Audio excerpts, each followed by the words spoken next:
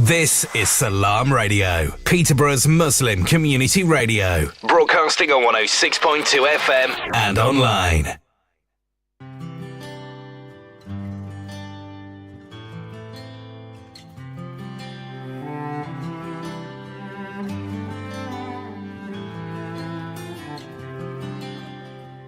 You were always unselfish and sacrificed everything you risked to change life.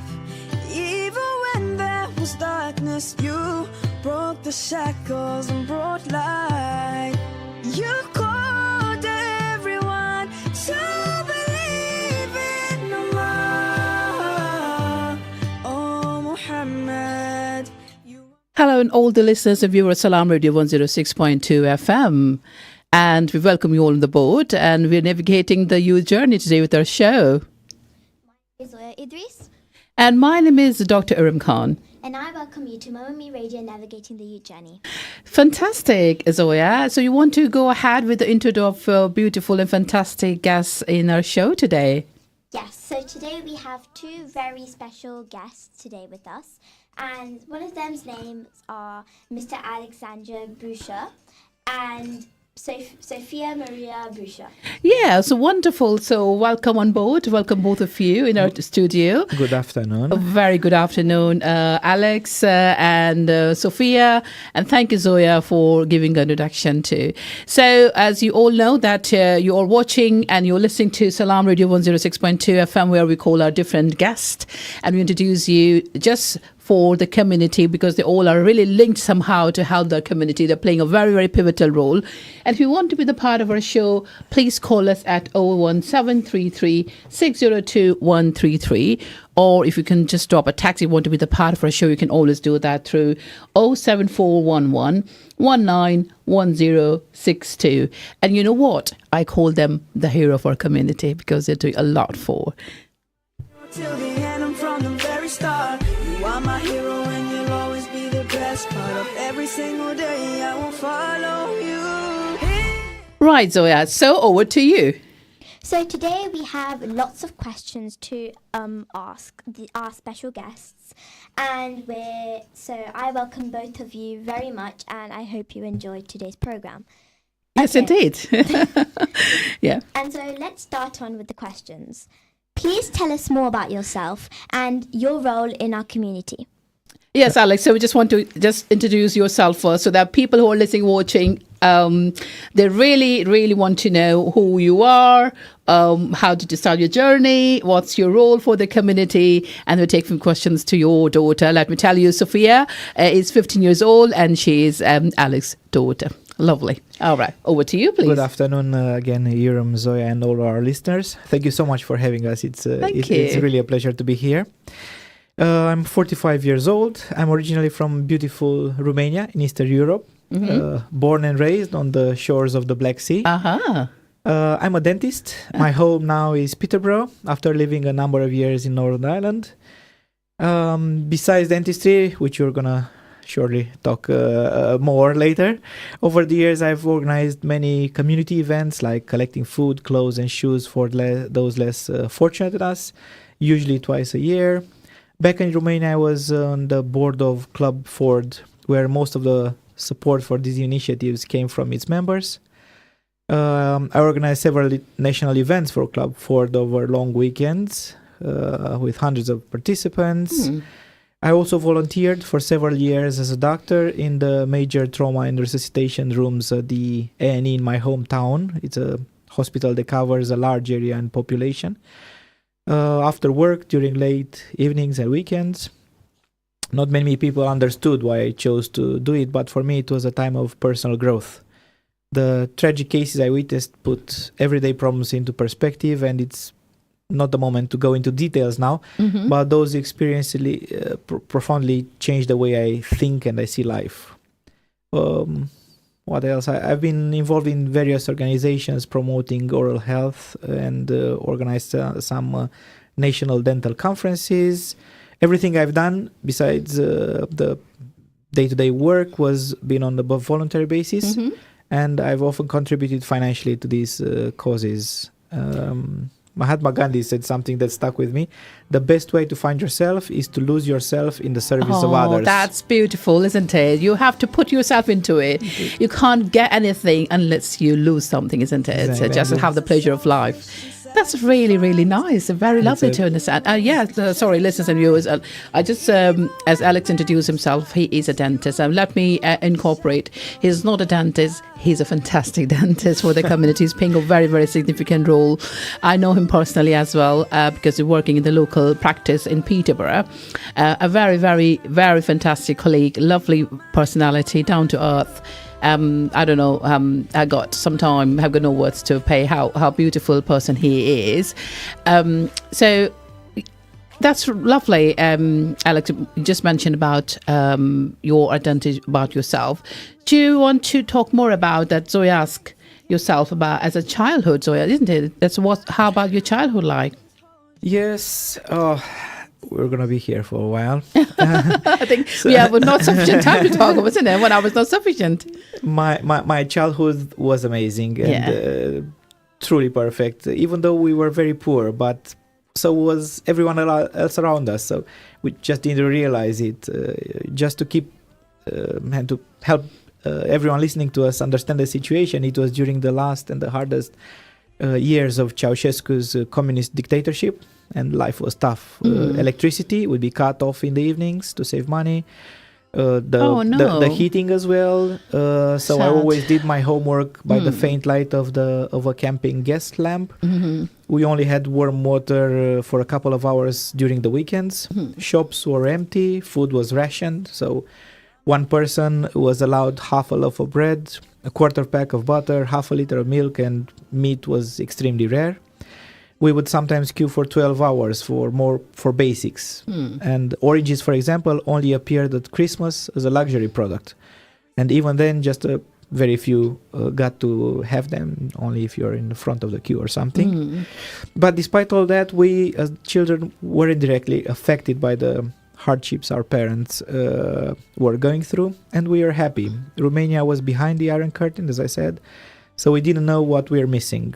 Summers were pure freedom, as the school's holiday lasted 3 months, not like here, well, 4 or 5 weeks, So we'd leave home at 8 o'clock in the morning, eat fruits off the trees, share the little food we had with friends. Very natural life, isn't it? We drink water from water hoses, from gardens, and stayed up until 10 at night. We went to the beach barefoot and with nothing but our swimming trunks, and learned to swim in the open sea, mostly unsupervised. So something that is not something comprehensible now, no, very supported or very safe, but it's still like full of cheerful life, isn't it? That's about the beauty of life. I also had some swimming lessons from my father, who was in the Navy, and by the age of 10 I could confidently swim far out, even in high waves. I always had a special relationship of love and respect to the sea. Even now when I go into the water, I feel a deep connection, and you understand that you're part of something bigger. You feel you're a small piece of puzzle in the whole picture. It reminds you something very, very, very precious, isn't it, of your life? At 6 years old I had my first job picking peaches from orchards. So 6 years old. It was tough. So at 4:30 in the morning a bus would pick us up, took us to the countryside, and I only lasted there a couple of weeks, but that was my first experience earning cash. So I still remember that that was a moment when I understood the value of money. So this was another important event in my life. Absolutely. If you allow me, Erum. Yes, I do. I don't want to take over. No. Allow me. I have 2 more ideas, Alex, about this. That Sophia, you both are our guests, and we want to listen from, because I think what I feel, your conversation is not quoted. It's not quoted. It's like open, and that's what our listeners want to listen from, because we want to share the experience to our kids. That's why we're trying to bridge the gap of generation. They should know nothing was given us in plate. Exactly, we worked very hard for it, and that's why our kids have to learn that nothing comes with a shortcut. They have to learn the things with hard work, devotions that you do, and appreciate the true values. the area I grew up Yeah. is a touchy subject, so please No. understand how I want to how I yes, translate please. it. Yeah. So the area I grew up was Mhm. very diverse. So Hmm. many ethnicities and religions. There were differences in skin colors and beliefs, but it didn't matter. So we were genuinely curious about each other, and it made things more interesting and friendships tighter as we kept asking each other questions and got to know each other better. Yeah.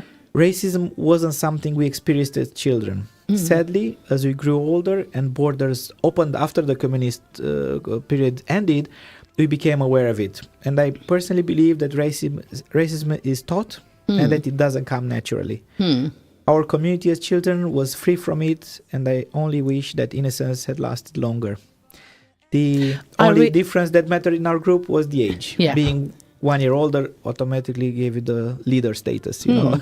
But there was no racism. This is what I like about what you said, Alex, that it's never being taken until you've been taught. Exactly. What is the difference? You've got different skin tone, your different language, different accent. Unless you've been told, you can't say, you can't, because it never comes by birth. Exactly. You don't know, because if Exactly. you're living along, you just take them as a Innocent. part, You're isn't it? innocent, You're yeah. innocent. So some angry people or some frustrated people instill this into their children, and the children start to repeat what the parents or the people around have instilled in them. Man, communism, again, because I touched that, it was deeply harmful to the people, and the country we lived in, imposing many hardships on the families. However, as I said, as children, we didn't fully grasp the difficulties our parents faced, and I'm grateful for the innocence, freedom, and happiness we were able to experience despite communism.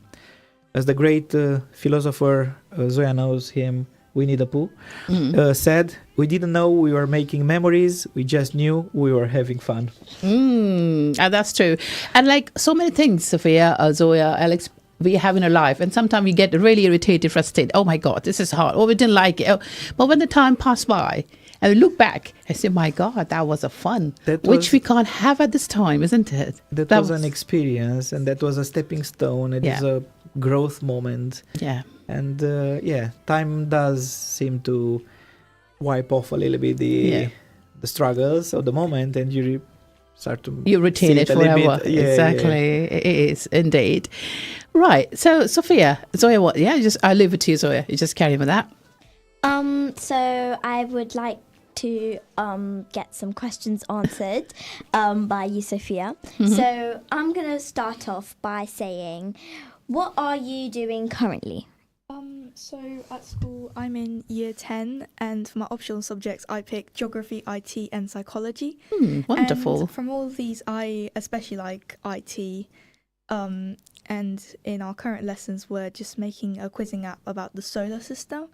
And besides school, I'm working as a volunteer for a local charity called Barnardo's.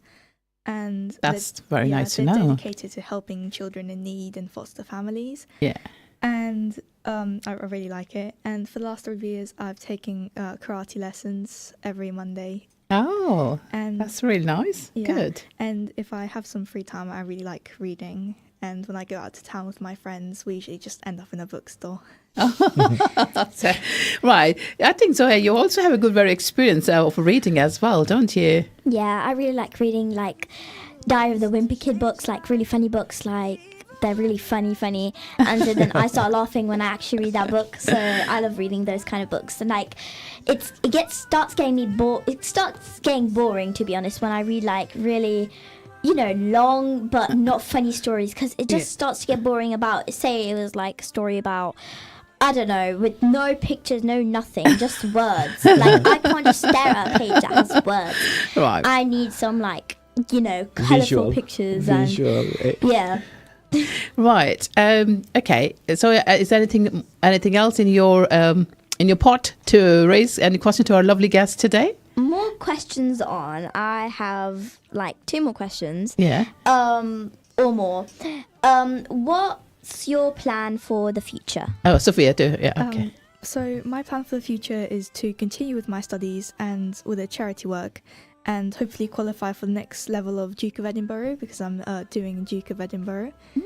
I've just done my bronze this year, and I'm trying to qualify for silver next year. That's really good, isn't Thank you. it? So cool. Wow. I'm not sure what I want to be when I grow up, but I would like something involving animals, like a vet, because I really like animals, and it will be amazing to just get to work with them every day. Oh, that's really beautiful to know, isn't it? Okay. Anything else, Zoya, before we go ahead to Alex, ask for more questions? Because we've got lots of things to ask because we're really, really excited. But, if you want to watch us live, you can do it through Facebook of Salam Radio 106.2 FM. You can also watch this show recorded through X, Twitch and YouTube. And if you want to be the part of our show, you can always dial us at 0733 602 133, or you can drop a text at 07411 191062. I know sometimes you're driving, sitting, cooking, chatting, or you just simply listening to our show. So be with us. And Zoya, over to you. Okay. How do you feel when parents are working too hard for the community and spending limited but quality time with family? So I look up to my parents, and I'm making the best of this time to stay with my brother when they're busy. We play games and play pretends, as in I teach him things, and we read together. I get him to read to me to improve his reading for school, and because he's a boy, he's mostly interested in football and Pokemon cards and making lots of noise around the house. So I just try to get him to read to me as much as possible, and my parents are still very connected with the community from Romania and help out, but they struggle due to distance and the fact that they're not there. Yeah, indeed. I think you're doing a beautiful job, Sophia. It's really nice. You're not only helping your parents, you're helping your siblings as well. Thank you. And it's just in a limited time when you're also yourself involved in so many other activities. So you're just spending time, it's quality time with them as well. So fantastic connectivity. Just, like taking care of him. Oh, that's so nice. All right. She's like a second mommy, and she does, sometimes we're very busy or something. She makes sure he brushes, flosses, takes his shower, or get him to bed, and Yeah. So she's really good. I think really good, the girls are, when they are like your daughters or their sisters, they always do a fantastic job. They are definitely superheroes for our family, aren't they? They are. She's a good one. She's a good one. So I really want to say thank you, all the daughters, all the sisters, all the moms who are really looking after so well, like Sophia do, and likewise say Zoya. It's like I think our daughters are like doing the same job when we are busy out on the field to be working very hard for our community or for our patients. So they're being looked after very well by our lovely daughters or sisters at home, isn't it? One thing that I love doing is definitely playing with my brother and then teaching him how to speak, because he's only little and he doesn't know how to speak still, but he's improving, because how much you teach is that how much they're going to improve. So that's what I think usually. And then you've got to look after your siblings as well, because your parents are looking down for you to look after your siblings, like you look up to them, so your siblings are looking up to you as well. And so when they're young, they're going to do exactly the same that you do, because your parents are looking to you as well, and then they're like, oh, you can teach your sibling, so they can be exactly the same. They can have the exact same bond with each other. And I think, Alex, this is all coming from the training. Being professional, it's hard, isn't it, for you, because you've been working so hard out in the practices, and when you're coming back, you really need support. But I think what you do is being reflected by your kids, your daughter or your son. Yes, this is where we recharge. Yes, Except at home, yeah, yes, absolutely, really fantastic. I mean, I feel like overwhelmed, to be honest. That this is so nice that our kids are really get well trained, and this is what we call the show. This is the main objective for a show. It's bridging the gap between generations, you see. So our kids know that if your parents, especially when the parents are working, how hard is that for them to look after the whole family, and if they're giving a little bit of hand to them, it's a brilliant support, I believe. Right. Okay. So, thank you, Sophia. I'm really surprised. I'm really happy to see how precious time you're taking out and how hard work you're doing and how much well contributed you are for the family. Well done. Okay. So, Alex, you just asked about childhood. You just mentioned that how hard was that for you, but how did you make it happen? That how did you complete your studies as a dentist? Because dentist is not easy, isn't it? Yes, I honestly never thought about doing anything other than the medicine. So growing up, many members of my immediate family were doctors or dentists. So I was always hearing chats about cases which fascinated me. I saw it as the most noble job, helping people in their time of suffering, improving the quality of their lives, or helping them live longer. As a child and teenager, I often saw my mother, a doctor, jump out of our car to help victims of car accidents we came across, which were pretty often. This was back in the 90s in Romania, and there were no mobile phones, or emergency response was very poor, and very few people drove legally, which sadly hasn't changed much. My mother would triage, perform CPR, stop bleeding with whatever we had in our small first aid kit from the car before the ambulance would arrive. So watching her save lives made a lasting impression on me, and I honestly can say my mother was a saint. When I was no doubt, and it's people who are like helping people, saving lives. I think they are like their angels. Firsthand, over and over. And absolutely. Some nights I would spend in the A&E with her. She was taking night shifts also, and I didn't want to be at home with my father or my sister. I just wanted to be close to my mother. It was very our bond was very strong, tight. So I would stay in the A&E and sleep on one of the beds there just to be close to my mother. This is how the training coming from, I believe, isn't it? You've been seeing your parents, especially mom, been into more medicine. Unconsciously, it's just you develop that. Sometimes you instinctively but sometimes you adapt it, and then that's where you're coming from, isn't it? This is why I say I never thought about doing anything else. So when I was 14, I went through a very traumatic event, and that made me realize how important basic life support and first aid are. So for the next 25 years, I kept trying to introduce mandatory first aid training in Romanian schools, but without much success. I had countless promises from top politicians, but no real action was taken, so I feel I failed in this respect. Still one of my biggest regrets, let's say. Still, I've done what I could and volunteered at the A&E, as I was saying earlier, and I organized some events where me and colleagues from ambulance or the fire service taught people how to help victims at accident scenes. So you're doing voluntary work, because I think this is the time for me. It was either emergency medicine or dentistry. So that clicked my there's a proverb I love, and it goes like, heal the world, start by healing one soul. That's beautiful. So start amazing. with one soul, and you're on the way to heal the whole world. Really, really. I can feel my bum because I was right. Okay, Zoya, you were smiling. Right. Okay, so another question coming along is, why did you choose this profession? Yes, this is what I was saying. It's the influence of the family, the influence of the mom, especially the friends, but mostly from my mother and the experiences I've been through, which were you just mentioned some were nice, some were not as nice, but still they left a dent. And everlasting impression. They're giving you in your memories, and you just want to carry on with that. Right. Okay. So Zoya, I think just when I come back to home and we talk about sometime, say, oh, the day was very good, or it was really, really occupied.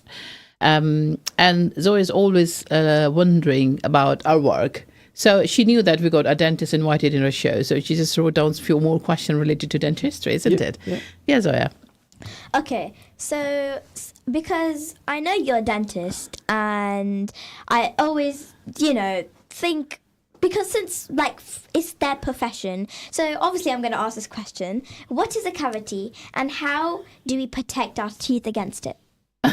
All right. So Right. I'm talking to you as I'm talking to my patients, very layman terms, Yeah. because in my first few years of practicing, we weren't taught to speak to be understood by patients. So we only were taught medical terms. But basically, a cavity is a hole in the tooth.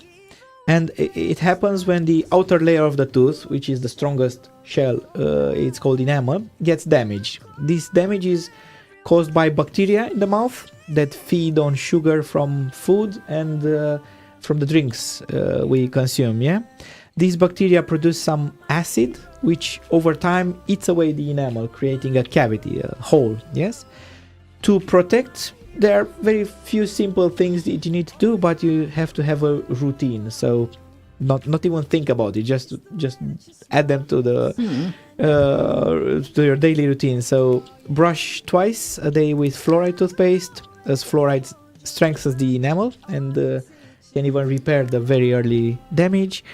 Cleaning between the teeth with floss or those bottle brushes, the sticks with bristles. This removes the food particles and bacteria hiding between your teeth. Sorry, Alex, I have to stop. Sure, We have to sure. take a very short commercial Yes, break. And no we'll be worries, back. no worries. And we'll just talk more about how to maintain the oral health. Thank you. Thank you. And it's now time for Always my Us at a hero. Time. You are my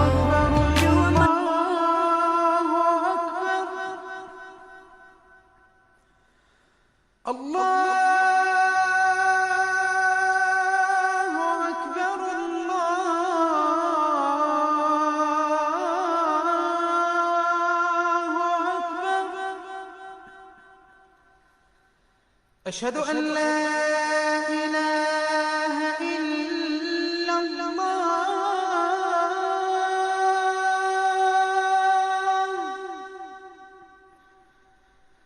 أشهد أن لا إله إلا الله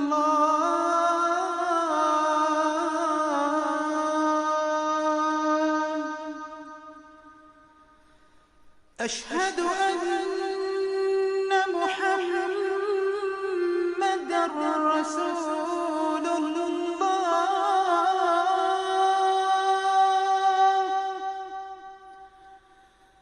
أشهد أن محمدًا رسول الله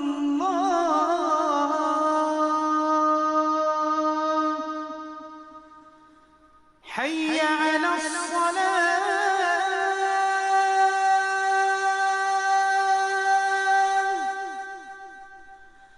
حي على الصلاة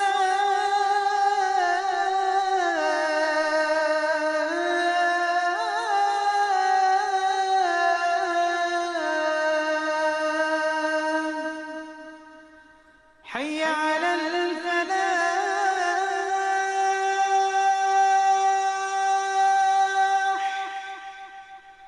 حي على الفلاح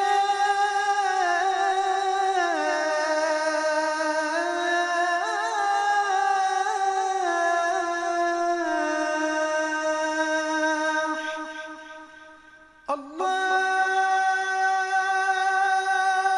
أكبر الله أكبر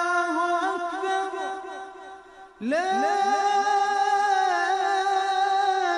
إله إلا الله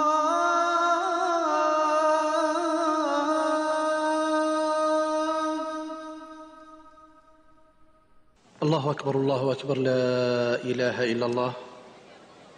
اللهم صل على محمد وعلى آل محمد كما صليت على إبراهيم وعلى آل إبراهيم، وبارك على محمد وعلى آل محمد كما باركت على إبراهيم وعلى آل إبراهيم في العالمين إنك حميد مجيد. اللهم رب هذه الدعوة التامة والصلاة القائمة آت محمدا الوسيلة والفضيلة وابعثه مقاما محمودا الذي وعدته. اللهم آتنا في الدنيا حسنة وفي الآخرة حسنة وقنا عذاب النار. اللهم بك نحيا وبك نموت وإليك المصير رضينا بالله ربا وبالإسلام دينا وبمحمد صلى الله عليه وسلم نبيا ورسولا. اللهم صل على سيدنا محمد النبي الأمي You are my hero. You are my hero. Always my hero. So welcome back, all the listeners and viewers. Salam Radio 106.2 FM. You're watching and listening to our fantastic show, Mum and Me Radio, Navigating the Youth Journey. And we got our fantastic guest here today with us, Dr. Alexander, we call Alex, and we got Sophia. And nonetheless, my lovely daughter Zoya, she is hosting the show today. So Zoya, we were talking a few questions to Alex, so just carry on, please. Okay, so we've done what is a cavity and how to protect Yeah. our teeth against it. I think Alex was telling something about... Yeah, so Yes. basically, very, very simple things to do is brush twice a day with fluoride toothpaste, clean in between the teeth with floss or those bottle brushes. These clean areas of the teeth where the toothbrush bristles cannot reach. Cut down the sugar. The less sugar you eat or drink, the less food there's going to be for the bacteria to create acid. Drink a good amount of water as it helps wash away food and bacteria and also keeps the teeth wet. A dry tooth is more prone to issues. Visit your dentist regularly. Usually it's a 6 months recall, but yeah, this can vary, but generally it's about 6 months, as we can catch problems early. And also visit your hygienist regularly for a professional clean, just to keep everything nice and shiny. And think of it like taking care of anything else that you want to last, like whether it's your car or your teeth. A little care on a daily basis goes a long way in avoiding major problems down the line. Okay, so I just have a regular question. Just asking, how do we go against plaque? So do you know when we have plaque, isn't it, in our teeth? And how do we like keep it away from our teeth? You won't be able to keep it away. The important bit is to not let it stay for longer. So, as I said, a regular first thing in the morning, last thing in the evening with the brushing. Use a good toothbrush, ideally an electric one with some with pressure sensor, so you don't hurt the gum. Clean in between the teeth, so you cannot prevent plaque building up for a few hours and when you eat. However, the important bit is to not let it stay there. Yeah, so just the longer it stays, the more damage it can do.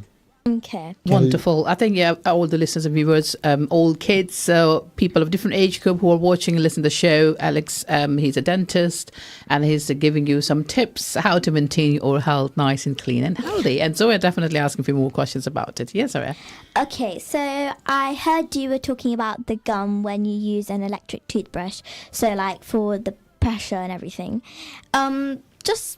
Just wondering, what is a gum disease and how does it happen? Because my mum usually says, oh yeah, a patient has a gum disease, how do we cure it so they don't have any more pain and things like that. So I'm just wondering, what is a gum disease? Very good question. So again, I'm trying to make it as simple as possible. Gum disease is an overreaction of the body to the bacteria that kept on building up there. So the body's immune system jumps in to fight this plaque and to this infection, if you want. In the early stages, this causes redness and swelling and bleeding of the gums, as the body is trying to fight it off. This stage is called gingivitis, so only affects the gums. But if it stays there for longer, your immune system starts to go overboard. Instead of just attacking the bacteria, it starts damaging the gum tissues and the bone that holds the teeth in place. This is what happens in more serious stages, called periodontitis, or layman's term, gum disease. So while bacteria trigger the gum disease, it's your body's immunity response that causes much of the damage. That's why keeping the bacteria under control with good oral hygiene is so important. Prevents your body from overreacting and going into attack mode. Catching it early is key because gingivitis can often be reversed, but advanced gum disease can cause permanent damage. So gum disease, once it passes a certain stage, it's a lifelong condition. No matter how often you brush your teeth or see the hygienist, you're still gonna have it. Maybe in a more stable stage, but still what's lost from the bone is still gonna be lost. And think of your gums as the foundation holding your teeth in place. Keeping them healthy prevents teeth getting wobbly or losing them too early. So I think in nitty-gritty, if you don't want to lose your teeth at early stage, the best thing is look after your teeth and your gum same time. And if all the signs Alex just explained to you, you just really take into account and see your dentist. Do not let it happen that, when it's really get worse, when there is nothing wrong, no pain, no tenderness. No, if these signs started bleeding, like Alex said, it's a sign that you just have to be careful. If any other organs, like if your eye would bleed, you would be panicking, right? It's like you go to the A&E. If the gums bleed, people usually are not worried about it, which is not right. Why? It's a part of your body that's bleeding. There's something wrong. Exactly. So this is the time when you have to come, go and see your dentist. Do not delay it. Rather go to the worst case. Save your teeth, your gum, your healthy smile as well. So I'm so sorry about it. Yeah. I like that joke. So only floss the teeth you want to keep. Yeah, so you don't need to floss all of them, just the ones you want to keep. So the front ones, but I don't want to keep the back ones. So get the back ones. I'd rather keep all my teeth. Yeah, of course. And people say you only have got two sets of teeth. One is your milky teeth, and this is the permanent teeth, which are not going to be replaced by another type of teeth. I had another joke about it. It's we only have two sets of teeth from God for free. For the third one, you have to pay. I pay to the dentist. High price. So please think about your money, save it, and just save it. And the best thing is do preventive measures and see your dentist as soon as you can. Maybe you can buy some toys with it. Right. Okay. So Zoe, do you have anything in your pot, or you just want me to carry on? Yep. Okay, I have another question. Is there any interesting events in your life worth sharing with us? Oh, there you go. Yeah, that's a tough one because I've had many. You have to choose the best one. When I was 16, during my first skiing trip, I fell off a cliff into a 150-meter ravine. Oh. So I rolled through the snow, and somehow I walked away without any scratches and just a big scare. Not so many years ago, I was in E&E as a patient and was given 6 hours to live by the consultant. So against all odds, I survived and got a third chance of life. So I will say I'm alive.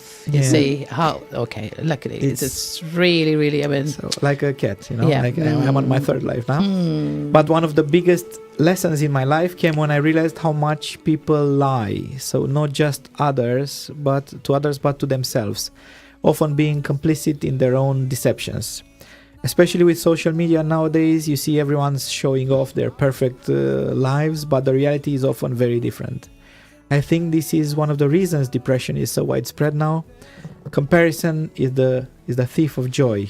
To the younger listeners, make sure you use social media and you don't let it use you. I agree. Here I will say, Alex, I think you're just entirely saying what I wanted to feel and say sometimes, that why we are sugarcoating and depressing other people, why we're not talking about the reality of life, why we're not spreading positivity. Exactly. Rather than putting people down and make them seize of their own wishes, isn't it? So this is not going to work for us. None of us are perfect. Yeah. There is only someone above us perfect, So we have our flaws. We don't have to wrap it up in cotton and absolutely, because these can lead to other like envy and jealousy and whatnot. So only negative. I understand. The more perfect lives and houses and relationships you see, usually they're all fake. Nothing is. But what I wanted also to say, important, not event, but important thing. I've been working on a book just for my children's eyes. Let's say it's a very personal one. It's a mix of family history, starting from the 1800s, and also has some life lessons that my personal little wisdom that I have. It's something personal that I want to leave for them. So hopefully, if you invite me back in a few years, I'll have an update on how it's going. So that's a project for my soul. Yes. So it's your little diary, isn't it? It's not just a diary. It's like how to say, personal experiences and that I would like for my children to be aware of. Yeah. Without passing through the things I had to pass to reach that conclusion. Yeah, right. Just the guidelines as well. Guidelines, Yeah, wonderful. All right, okay. Values. Yeah, Sophia, you were just talking about you were working for the charity. I am really prompt to ask more questions. I'm really interested to know more. So that kids, like I said, me and Zoya, we present this show. The reason why we want to bridge the gap. So we want our young generation, young adults to know more about what they can do for future, how they can make this society, this world, a better place to live. Over to you. Thank you. I really like working for the charity. I think it's an amazing experience because you don't just help around the shop. When you sell things, every pound that you make just goes to children in need and foster families. And I think it's amazing working for them. So at the moment, I just on my daily basis, when I go there, I collect donations. I see if they're okay to be sold. I put them in the shop for people to buy. I help people find things around the store. I do the tombola. She loves the tombola. It's really fun. And I also help out at the till to serve customers. My manager's just been showing me the last few weeks how to do it, and it's just really fun. I think working for this charity has just given me more skills for my future, but also just I made some new friends there as well. So it's really fun just working for the community. That's beautiful, isn't it? At what age a young adult can start joining this charity? So I started it as part of my Duke of Edinburgh program. I started when I was 14. But I think you can start when you're 13. I think just to help out a few, just 1 or 2 hours a week, maybe even 2 weeks. Right. So I'm asking because if somebody is interested, they definitely can go for it until they are 13, Duke of Edinburgh, and then they can. Like this, So this is fantastic, life-changing activities, isn't it? And helping community. There's some government regulations about this, so there's no exploitation or anything like that. So there's only a few hours for early age, and then as you grow up, like 15, 16, you can get more hours. Sounds but very good. the earlier the better. Yeah. Just to get the taste. What do you think, Zoya, about it?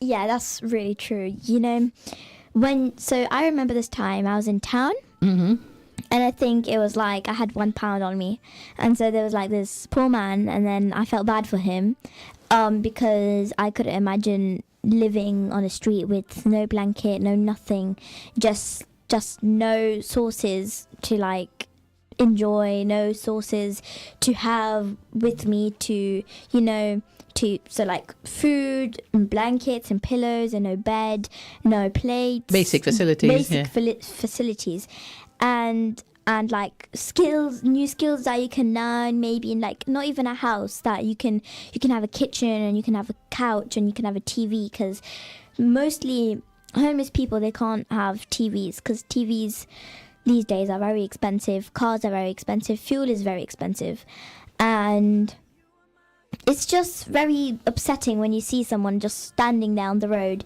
begging for some money just for like just for like a few pounds just to just get to some food. survive. Yeah. And this is how the charities come along, and that's just to help people, just to stabilize them, just for their not stability, but they just want to sustain them for a long period of time, just to develop. Like I really like Zoya that you said to develop skills.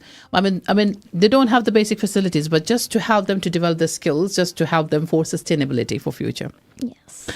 Right. So I think very, very interesting to know, like both of you are having you in the show, to be honest. Let's talk about like more about life, isn't it? The reality of life. We feel that we are having a very open discussion. So Alex, I'm asking, how do you find, when you help the community, different people, different age group? So when you give them suggestions, you just tell them, you treat them. So you think this suggestions and treatment been taken in account, or it just happens that they come back with the same scenario, same conditions, same problems? What do you think? Different people think differently, act differently. The thing that the way we need to think is in the patient's best interest. Even that, if sometimes means patients making mistakes, let's say, from our point of view, as long as you explain to them and fully both advantages and disadvantages, and let's say you have this issue, you can do A, B, C, or you can leave it as it is, but that's going to lead to D, let's say. So as long as you properly go through the consent process and there's no safeguarding issues, yes, then the patient, of course, can decide for themselves. It's many times when I'm a general dental practitioner, so I have enough resources to provide high quality dental care, but there still are some cases beyond my expertise where I advise patients to be referred to dentists with special interest or specialists. And there are some in Peterborough or neighboring areas. So, very few times I had to refer to Cambridge or London, let's say. But there is support. There is some support. It could be better, but we have a network, let's say, that to help them. And do you think that the most important component is the oral education itself, that we have to educate? Of course. And I believe as a dentist or as a dental care professionals, they're helping the community just to do the preventive measures so that they can't go to the worst case like we discussed earlier. In UK, it's much better than it was in Romania. I don't know in the last few years, but from what I heard from my friends' children in schools, nothing changed, unfortunately. So there is a little bit of emphasis on prevention in UK, fortunately, but long way to go. And most of the issues we have in dentistry are preventable. So that's another important bit. So unless, God forbid, you slipped on the road and broke your teeth on the curb, the rest of them, the decays, the gum disease, everything is preventable. So absolutely, oral health education at the right age, so as early as possible, and repeated on a recalls for that.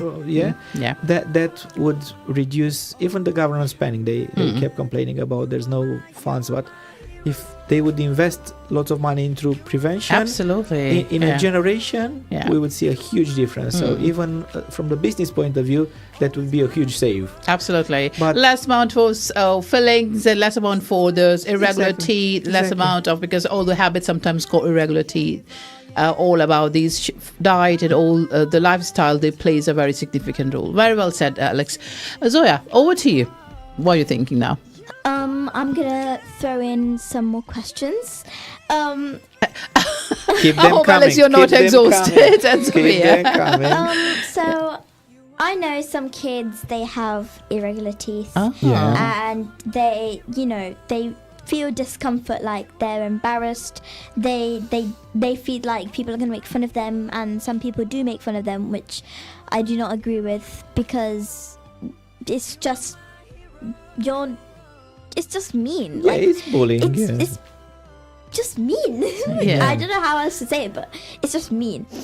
But I know kids feel discomfort when they have like, irregular teeth. So what would you do next if a child has irregular teeth? So first of all, it's a very common situation, especially as the jaws and the teeth are still growing and changing. If you look, Sophia has train tracks, we call it. So some braces. She had really bad misalignment. Yes, so the teeth were like irregular. crooked, yes, irregular, and she's at the third stage, I think, now out of 4. It takes years to get there, but it's doable. So the important bit is to visit the dentist early, once the adult teeth start to come through, and then we can assess and see if there's reasons to worry, or we monitor, or we refer already to a specialist who straightens the teeth, which is called orthodontist. An orthodontist can recommend braces or other types of treatments like Invisalign or aligners or something if they are needed. An important bit, if you are a parent with a child that has teeth that are in an irregular position, is to encourage good habits. Bad habits would be like thumb sucking or pacifiers used too long, or mouth breathing. Again, I have my son with this issue. And addressing these habits early can help.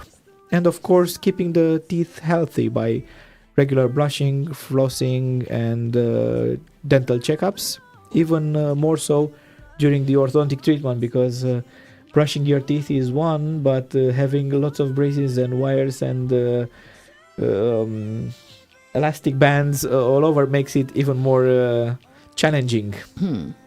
So the best time to start orthodontic treatment depends on your child's specific needs. Some might need early intervention, or some might be better off left for the teenage years. But your dentist will definitely guide you to the right time. And it's very common, and it's not as difficult nowadays. Yes. So there is definitely a possibility to bring them back to the normal shape, but provided that you take the right decision. You see your dentist, so that they can sometimes advise you to break the habit. Sometimes because of the habit, sometimes if they have to do some referral, they will do that. But this is doable, isn't it? Exactly. A very quick question, Alex. I know these days we are going through lots of geopolitical issues across the globe since after COVID. We are really running, some highly demand of NHS dentists. I know the people are struggling. They can't really afford some private dentist. In that case, if they have got some conditions, some problems, which could be prevented. So would you really emphasize, through this radio station, the platform, could you really tell them that if they take those preventive measures, at least they can save to go to the worst case scenario, like you just mentioned to them? Exactly. So prevention is key. Like this is very general advice for all. Medicine is not just dentistry. Yeah. The earlier we caught them, the easier, might not even need intervention, or if it does, it's a small intervention, and it's cheaper, and it's quicker, and it's less traumatic. Yeah. The longer you live, I keep saying this to my patients. If you get a cut on your hand in a few weeks, it's gonna get healed. You won't notice. You won't even remember it was there. Yeah. But with the teeth don't heal by themselves. Yeah. So the longer you leave them, it's gonna be more expensive and more extensive treatment. Absolutely. So prevention is the key. Regular checkups, get them caught early.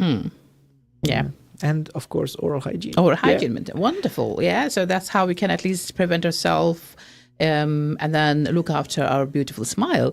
So, Zoya, do you have anything to ask? How do we keep our mouths clean? So I know, we use like mouthwash and floss, but like if we want our teeth, so we don't want to pay for like whitening and things like that, how would we already make it white? So you want to talk about oral hygiene or about whitening? Oral hygiene. Oral hygiene. All right. So first of all, you mentioned mouthwash. Mouthwash is a little bit overrated. So it does help in some situations, but yeah, it's a lot of advertisement behind them. So basically, again, good routine. Don't think about it. Just add them to the morning and evening. Brush your teeth twice a day with fluoride toothpaste. We talked earlier about the which type of toothbrush. Cleaning between the teeth before the night brushing. So before the evening brushing, if you can squeeze one after lunch, it would be even better. But at least the evening one. Reduce the sugar and acid from your diet. Drink water often, just to keep the mouth and the teeth moist. This way you have a good balance of bacteria in the mouth. Don't smoke, as it increases the risk of gum disease and tooth loss and oral cancer. Alcohol, again, over 14 units a week makes a person high risk of oral cancer. And regular dentist and hygienist visits. I cannot stress this enough. Catching problems early and keeping your teeth and gums in top shape. Wonderful. That's like a list of all these preventive measures. And I think why not? We can really take into account. But yeah, I think it's just how we can maintain our oral health and oral hygiene. So thank you very much, Alex. Thank you very much, Sophia. Thank you very much. For being the part of our show. And we learned a lot. And it was a fantastic discussion today. Open up chats about their lives. And I hope and I believe that the listeners of viewers who are listening to our show, along with Zoya and myself, will be definitely enjoying it. So it's a time to leave. And thank you again. Thank you again. It was our pleasure. Thank you so much. Thank you. We'll see you next Sunday, Sunday afternoon.